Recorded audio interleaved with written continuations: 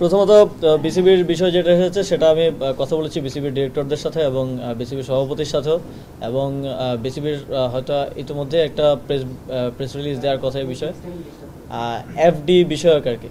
তো আমাদের মন্ত্রণালয়ে বিভিন্ন প্রতিষ্ঠানে এফডি আছে। তো এফডিগুলো যখন অনেকগুলো এফডি করা আছে 10 বছর, 15 বছর, 20 বছর আগে, তা আপনারা জানেন তখন যেই রেট ছিল, কোথাও 5%, কোথাও 6-7% ইন্টারেস্ট রেট ছিল। তো এফডি তো একটা আয়ের উৎস, এবং ওই আয়টা আসলে অপারেশনাল কস্ট সহকারে বিভিন্ন ইয়াতে খরচ করা হয়। তো বিসিবির এফডির ওইটার রেট ছিল হয়তো 7-8%, আমি যতটুকু জানি। এখন যেখানে করা হয়েছে সেখানে 11-12%।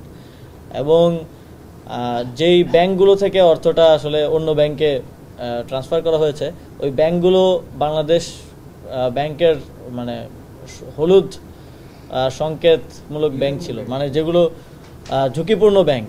তো বিসিবি কিংবা যে কোনো প্রতিষ্ঠানের টাকা, ইভেন আপনার নিজের টাকা আপনি কোনো ঝুঁকিপূর্ণ ব্যাংকে তো রাখতে চাইবেন না। তো সেটা এক ব্যাংক থেকে আরেক ব্যাংকে নেওয়া হয়েছে।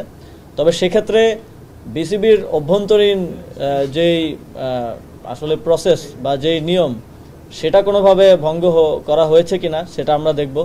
বিসিবিতে একজন ফাইন্যান্স ডিরেক্টর আছেন, এই ক্ষেত্রে ফাইন্যান্স ডিরেক্টরের মতামত নেওয়া হয়েছে কিনা বা তার অ্যাপ্রুভাল ছিল কিনা, সেখানে কোনো প্রকার স্বেচ্ছাচারিতা হয়েছে কিনা সেটা আমরা দেখব।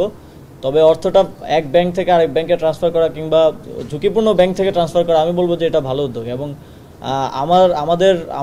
আমি যখন শ্রম ও কর্মসংস্থান মন্ত্রণালয়ের দায়িত্বে ছিলাম, আমাদের একটা আপনারা জানেন যে আগের সরকারের সময় শুধুমাত্র ভালো সম্পর্কের প্রেক্ষিতে একটা থার্ড গ্রেড ব্যাংকে প্রায় 400 কোটি টাকা রাখা ছিল, এবং ওইখান থেকে একটা বড় অংশের টাকা আমরা কখনো পাবো কিনা আমরা জানি না।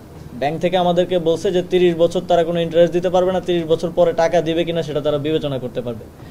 তো সরকারের এই যে প্রায় 200-250 কোটি টাকার মতো ওইখানে লস হলো, কারণ কি? কারণ হচ্ছে একটা ঝুঁকিপূর্ণ ব্যাংকে রাখা। তো এটা আমি শুধু বিসিবি না, অন্য যে কোনো প্রতিষ্ঠান, সরকারি যে কোনো সংস্থা, সবাইকেই, কারণ আপনারা জানেন যে অনেক ব্যাংক খাতকে যেভাবে ধ্বংস করা হয়েছে, আর এই সরকারের অর্থ তো জনগণের অর্থ, এই জনগণের অর্থ যাতে করে ভালো যেই ব্যাংকগুলো আছে, এ গ্রেডের ব্যাংক আছে, বাংলাদেশ ব্যাংকের একটা মার্কিং আছে আপনারা জানেন, সেই ব্যাংকগুলোতে রাখার আহ্বান থাকবে।